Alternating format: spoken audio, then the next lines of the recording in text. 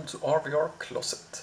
So, I have done some extensive testing, trying the Rift S and Quest 2 back to back now for about a week. And thought I could go over some pros and cons and let you guys know if the Quest 2 will replace my Rift S for sim racing.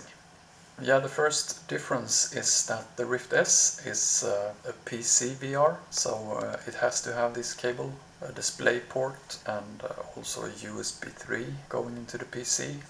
The Quest 2 is standalone and can be played tetherless without any cables. You do have an option to use a link cable, USB-C that can be connected to the headset, and then you can play PC VR games. The cable itself is really flexible compared to the thicker and pretty heavy and stiff Rift S cable.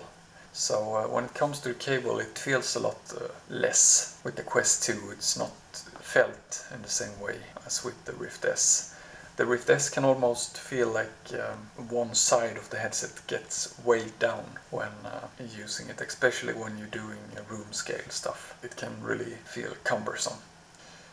Both headsets are using inside-out tracking. The Rift S have two cameras in the front and two cameras on the sides pointing down and one camera facing upwards.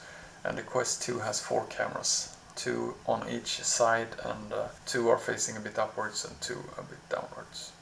I haven't really noticed any big differences with the tracking comparing the Rift S and Quest 2. Both headsets works really well with the tracking. One other similarity is that they are both using those strap speakers, so the sound comes out from the head strap. Here I must say the Quest 2 has a bit better sound. The Rift S is really weak. I couldn't really play anything with those speakers. I needed the headphones connected in the audio jack. You can connect headphones to the Quest 2 as well, but the Quest 2 actually works pretty fine with the inbuilt speakers, I feel. For the Rift S I'm using Sony behind the neck headphones. Yeah, the head strap is a bit big to use over the head headphones with this headset, I feel. The Rift S has built-in IPD adjustments, so there are no manual or physical IPD slider. On the Quest 2 they have taken away the slider, but there are three different steps to change the distance of the lenses. My IPD seems to be pretty much spot on in both the Rift S and Quest 2. I had a really hard time actually telling them apart when switching between them using the link cable. Maybe a bit more clarity in the Rift S in the distance, but really nothing I would have noticed if I didn't directly compare them. Really close in performance. The link cable isn't out of beta yet, so I guess the clarity resolution will get even better on the Quest 2 once that gets out of beta. The link cable can also be used as a charger cable if you are running out of batteries when room scale playing, and you can connect one end of your link to the charger, put in your wall and play while the headset is charging. One difference is the strap. The Rift S is using this halo strap and you're spinning that wheel in the back to adjust the size and tension. And the headset itself hangs from this halo strap, so it sits pretty high up on your head and is really comfortable. Quest 2 has actually two straps. This is the stock strap. That's comparable, I guess, to the DK2. And then I also have this Elite strap that I have here. That you also have this spinning wheel to adjust the size and tension. That feels a bit more like the CV1. I'm actually preferring the soft stock strap over the Elite strap. I'm getting really uncomfortable tension in my face using the Elite strap. I actually get it a bit on the stock strap as well, a bit high up in my forehead. As you can see here on the picture, this mark in my forehead.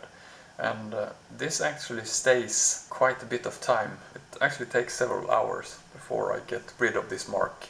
And on this picture I've actually only played for about 30 or 40 minutes. So yeah, I'm not finding it that comfortable. But with the Elite strap I'm getting this tension both up in my forehead and also on my cheeks, under my eyes. Yeah, none of them is comfortable, I would say, but the stock strap suits me the best, and also easier to just put it on and get on playing. A bit more fiddly with the Elite strap, in my opinion. I have been using both for a bit over 2 hours and it was manageable and I could probably be in longer, but they are not as comfortable as the Rift S. That's really comfortable, and you never really get the HMD really into your face, like you have no pressure at all on your face. Yeah, that's the most comfortable headset that I've tested. So when it comes to comfort, the Rift S is winning easily over the Quest 2. If we're looking at the room scale and controllers, they are also a bit different. They changed the controllers for the Rift S and also the Quest 1. They got a bit smaller. And one thing I really missed from the CV1s are the thumb rest on the Rift S controllers. The Quest 2 controllers are bigger and the thumb rest from the CV1 controllers are back. Really liking the Quest 2 touch controllers. The strap, they are a bit different.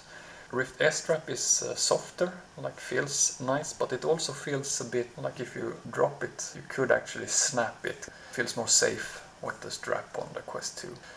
Another thing that's better on the Quest 2 controllers is that the battery hatch was really easily opened on the Rift S controller.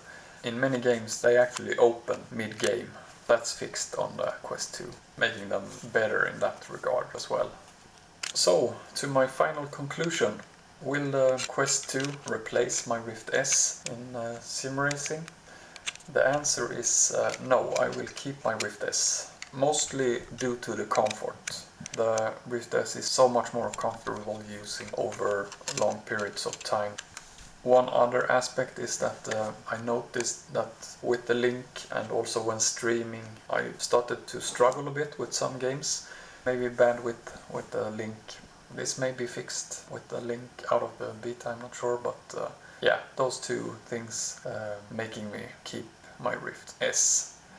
What I can say though, the Quest 2 will definitely replace my Rift S when it comes to room scale gaming. Really awesome, getting rid of the cable and playing untethered. Really cool, being so free, moving around without thinking about any cables. So for room scale playing, definitely Quest 2, and I'm actually really impressed with the Quest 2 due to the price they are selling this at. One big downside, of course, as well is the required Facebook login for the Quest 2.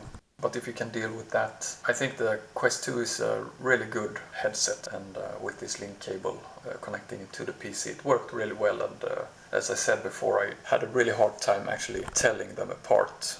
Even though I heard about this compression making the resolution look a bit blurry, I actually didn't notice much of that at all. So yeah, really impressed with the Quest 2, but sim racing, I'm sticking with my Rift S. So yeah, that's my conclusion, and hope you liked the video. If you did, please like and subscribe, and I see you in the next one. Take care, bye bye. Whispering ghosts are hiding in the closet. Little monsters under my bed. All my toys are starting to move.